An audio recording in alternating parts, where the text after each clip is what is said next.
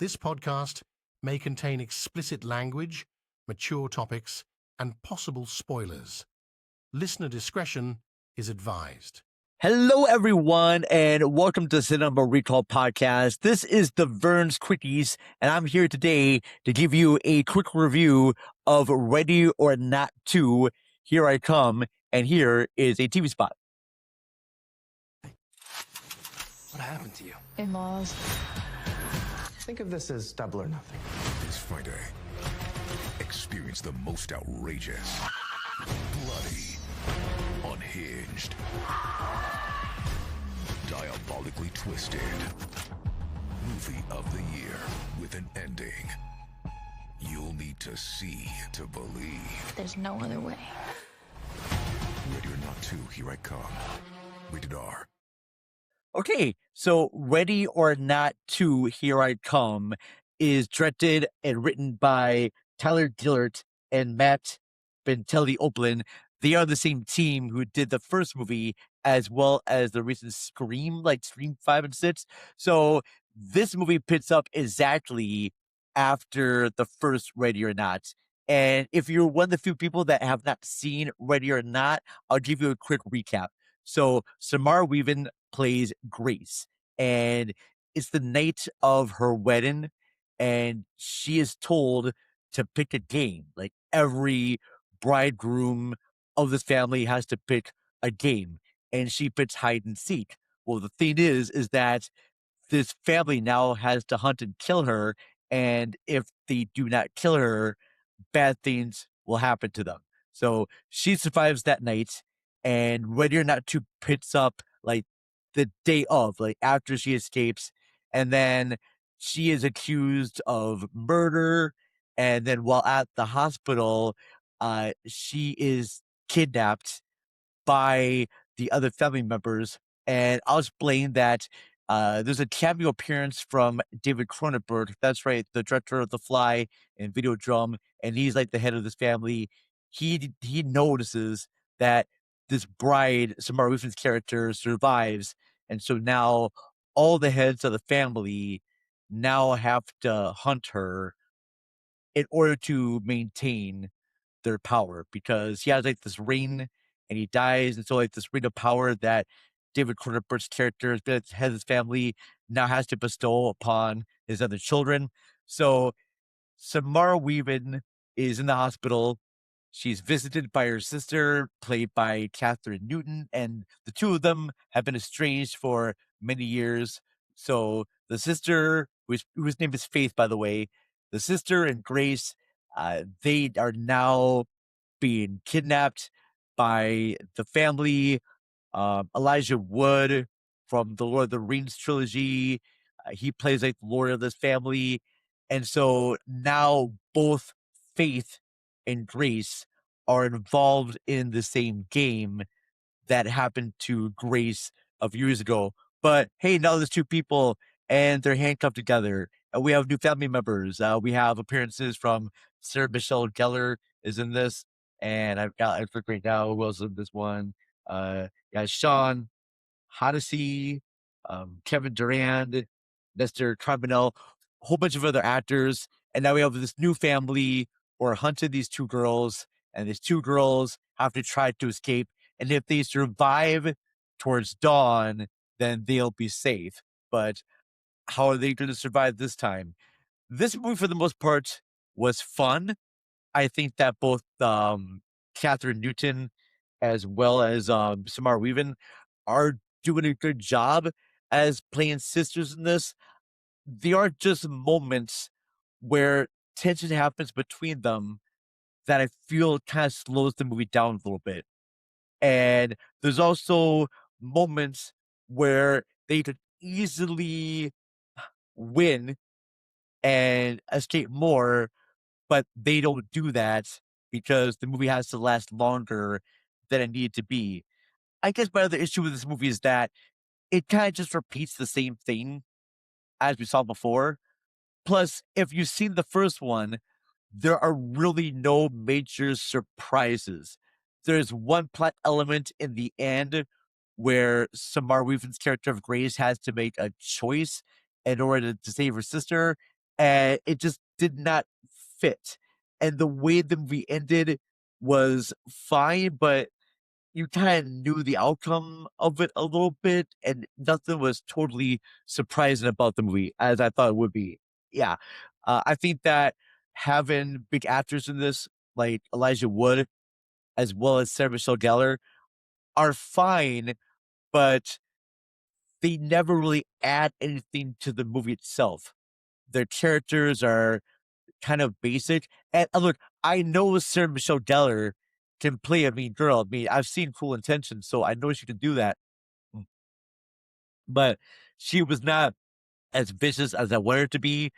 Um, there's an element where Grace meets not too much spoiler here, but she meets an ex relative, and that girl is just way over the top with her antics.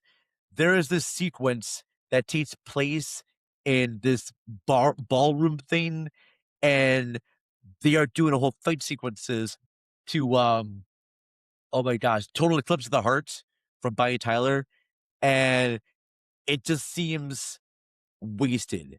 I don't know. I know what they're trying to do with it, but having the whole fight sequence between those two just did not work out as well. I think the first part of the movie is fun. I would have done this differently. So the movie Hostel, which I bear with me here, folks, because in Hostel, it shows the first movie was about the victim surviving, but the second movie, it was more about the perspective of the people doing the crimes to their victims.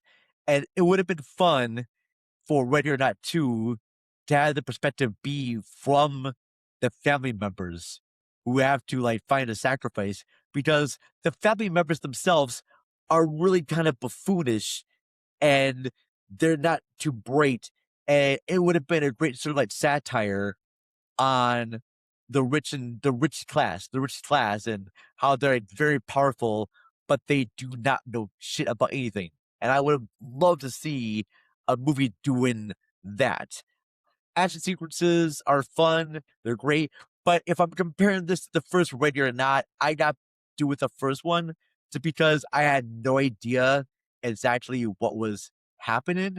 And when the moment happens when she does survive, that was just a surprising, like, W2F, no idea what the fuck was gonna happen.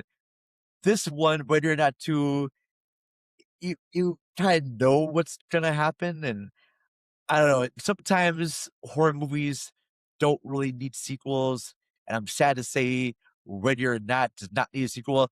Despite that, there are some good moments. I think Elijah Wood is great as the lawyer. Like I said, Sarah Michelle Gellar is fine as one of the family members, but she's just not as cruel. She's a lot more crueler in Cruel Intentions than she is in this. So overall, cats, I'm going to give Ready or Not 2, Here I Come, out of 5 stars, like a solid 3, but like a low 3. The sort of like twist ending where our lead character Grace has to make this choice just didn't really match, especially what she said earlier. I don't know. It's fine. I expected this movie just good. The probably make more, but anyways, that's my review of Ready or Not 2, Here I Come.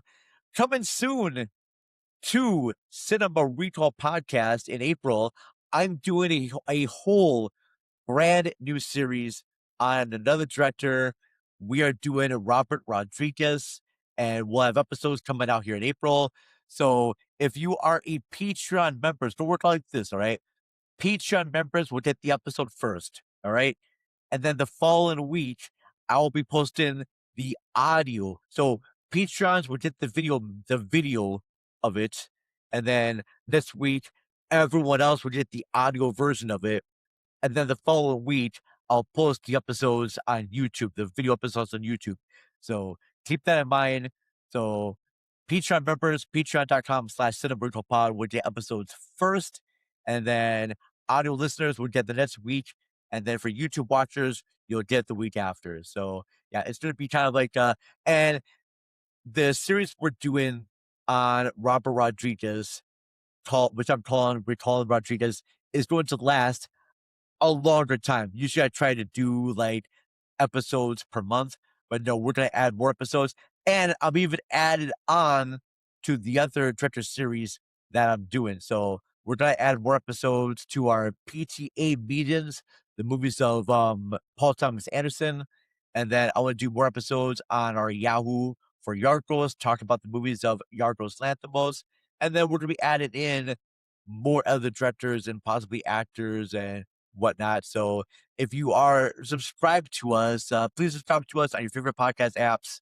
You know, Stitcher. I'm sorry, Stitcher's not available, but Good Pods. I want to say Apple Podcast and Spotify and Audible. All those great places. Subscribe to us on YouTube. That's a great place too. And yeah, that's it. So look for Recalling Rodriguez. Talked about the films of Robert Rodriguez in April. And then we also have possibly some other festivals and conventions happening here in the summer. So it's going to be a good time. So thank you very much. Also, be sure to check out my other podcast over on Rabbit Hole Podcast. It is The Rotten Truth, where every month myself and Donnie Roberts review a movie that has gotten a low score on Rotten Tomatoes. I know right now we have Stephen King's Graveyard Shift, which has a 0%. I know we talked about The Adventures of Fort Fairlane. Coming up next month, we are going to be talking about Fear and Loathing in Las Vegas, Terry Gilliam's adaptation of Hunter S. Thompson's book with Johnny Depp and Academy nominee Benicio del Toro. So, anyways, folks, that's it. I'm the Vern. I hope you enjoy these Vern quickies here, and I will talk to you all later. Goodbye, everybody. Love you.